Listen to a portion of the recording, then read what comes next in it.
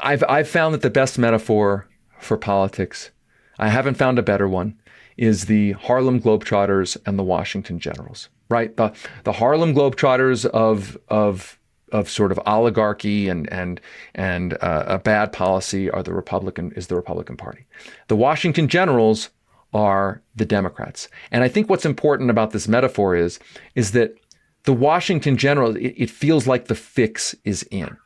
Right? Like that if you go to a Globetrotters game, it's a show. It's not really a contest, right? And I don't think people are helping fix that core fundamental fraudulence if they are cheering on the Washington Generals putting the same players on the court, right? Like that doesn't help the Washington Generals defeat the Harlem Globetrotters. Saying this is all a ruse. There at minimum need to be better players. We're not just going to cheer on the Washington Generals. We're going to demand a better team out there. To me, that's a much better way, if you're thinking about political engagement, to actually change the paradigm. Simply saying, the Washington Generals are great, and anybody who criticizes the Washington Generals or thinks they're pathetic are helping the Harlem Globetrotters, that just helps perpetuate the ruse. A relatively recent phenomenon is the rise of these tech oligarchs, and they're all over this free press Skydance deal.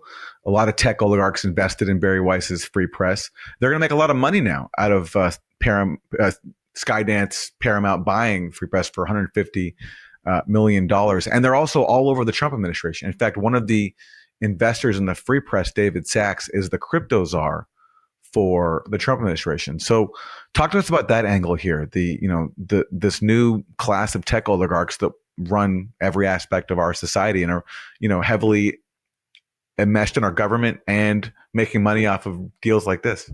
Yeah, I mean, it's a really important point in that, look, there have been tech oligarchs who had for probably, I would say probably, I don't know, 15, 20 years, who had been presenting themselves as sort of social liberals, socially conscious, maybe somewhat economically, quote unquote, moderate, aka corporatist, who had been inside of the Democratic fold. And I think during and after the 2024 election, all of that changed. And by the way, I should mention, I don't think it was just the election. I think it was that you actually had, for the first time in our lives, and I know, look, I got a lot of problems with Joe Biden on a lot of things. But I think it's fair to say that Joe Biden, at the FTC, at the CFPB, at some of those regulatory agencies, he put in place people who got serious about cracking down on the excesses of, for instance, the tech industry. And it drove them crazy, right? These tech oligarchs who had gotten used to getting their way from both parties, frankly. Clinton was very tech aligned. Obama was very, very close with the tech industry, did not have a very tough antitrust policy. All of a sudden, Joe Biden put in place, Lina Khan, Rohit Chopra at CFPB, right? And all of a sudden, those agencies were like, actually enforcing the law in ways that the tech industry had gotten used to the law never being enforced. And I think it rattled them. And I think it radicalized them to say, you know what, we've been pretending to be like these sort of social moderates and et cetera, et cetera. And now we're just, we're just oligarchs, right? We're just going to make our transaction with the Trump administration. And essentially we understand one thing we understand about the Trump administration, it may not have a lot of ideology, but if we kiss the ring, we'll get the bling, right? And so I think that now you see, whether it's Jeff Bezos, whether it's David Sachs, whether it's Mark Andreessen, I mean, it seems extremely transactional. I mean, you're seeing it with the TikTok deal. I mean, reportedly, Donald Trump is brokering a deal under the guise of, national security concerns about Chinese ownership of TikTok, which, by the way, I think are somewhat legitimate concerns, but using those concerns to then essentially hand over another social media platform to his political allies. So I guess that's a long way of saying is, I think the sort of veneer is gone. I've said this before about other parts of our discussion, that the pretense is now gone, right? And I think, again, there's something good about that, right? Like, we're no longer having to pretend that like Mark Zuckerberg is like some sort of like socially liberal or kind of reasonable a person who really cares about anything other than the transactional nature of politics. These people are oligarchs in the specific way meaning of what that term means. They are transactional businessmen dealing with a transactional administration. Final question. I'm going to ask you to, draw on your experience as an insider working as a speechwriter, advisor to Bernie Sanders, to speak to disgruntled leftists. So, to take my own case, I have my critiques of Bernie Sanders and AOC, but I also recognize that they're playing a different game than I am. Like, it's a lot easier for me to have the views I have sitting where I am than to take the same positions where I am in Washington and all the pressures and that brings.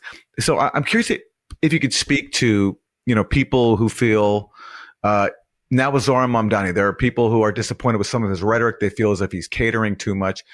If you could speak to, why from a progressive politician point of view, sometimes we just can't hold them to the same standards that we would hold, say, like a leftist journalist. So I see it as a matter of roles. And I'm not here to defend AOC, Bernie Sanders, Zoran Mamdani. I am a journalist. I do accountability journalism, follow the money journalism. So I'm not here to defend them. But I will say this: the way I think about politics, the way I've always thought about politics, is there are different roles, and actually a productive politics relies on those roles being exerted. So there are politicians who have to go out to wide swaths of voters to get elected. There are activists and interest groups, if you will, that are there to pressure those politicians. The politicians will get better or worse on policy depending how much pressure is brought to bear on them. So the business groups have done a very good job of using money to bring a lot of pressure on politicians in ways that say, if you don't vote with us, we'll throw you out of office. We'll use our money to throw you out of office. You're seeing that, by the way, with crypto. Crypto in the last election spent a ton of money to make examples out of politicians that the crypto industry didn't like, and now lots of politicians are very afraid of crypto. They don't want to face the fate of, for instance, Katie Porter when she ran for Senate in California. The crypto industry spent a lot of money to defeat her in the primary. That sent a message to every other politician: if you antagonize us, we will spend a lot of money to defeat you. The only counter to that, to my mind, is organized people who can say, whether it's crypto or any other interest, there's a cost to betraying us. There's a cost to selling out to the crypto industry or any other industry, right? It's the theory of countervailing forces. So I guess to bring it back to your central question, I don't think people feeling upset with the political system right now, or even upset with politicians who are more aligned with their values than other politicians, whether it's Bernie or AOC or anyone else. I don't think it's bad to put pressure on them, to feel unhappy with them.